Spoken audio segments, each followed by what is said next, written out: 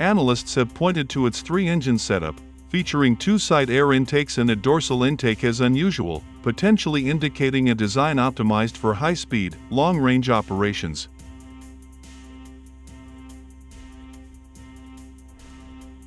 The lack of vertical stabilizers, replaced by control surfaces like split flap rudders, points to a sophisticated flight control system designed to maintain stability.